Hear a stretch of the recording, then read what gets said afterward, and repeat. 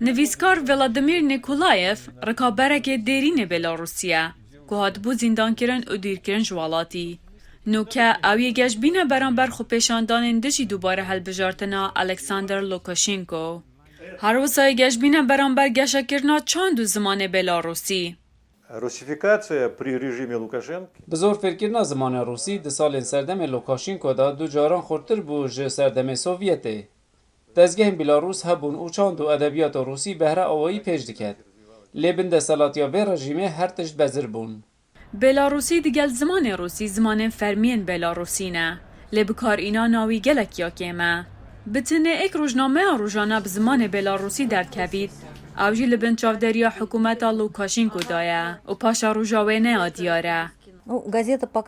Vê gavê derketina rojnameya me didome her çend em nizanin ka ev bihêlin ku em berdewam bikin. Ew heftane kom dibin da ku biryarê bidin ka ev destûrê bidin ku em çap bikin anna lê wiha diyare ku nêrîna girtina rojnameya yekane ya Belorusî ev tiştekê giran be. Parastina zamanî dîsangirê dayê geşekirina grupên muzîka folkloriye. Wekû vî grupî ku muzîka folkloriya Belarusê zîndî diket. Niha ez mêlekî dibînim. Bi taybet jî piştî van çend hefteyên dawî. Ez dibihîzim ku mirov çawa di firoşgehan de dest bi axaftina Belorusî dikin. Ger hûn di kolanan de Belorusî bibihîsin, bêguman ew kesek xwediyê perwerdehiya bilind e. Heza axiftinê fêlbûna zimanê dayîkê Belarusyan wêneyeke rewşenbîriyê nî afrandiye ku di vî grupê muzîkê de berçav dibît.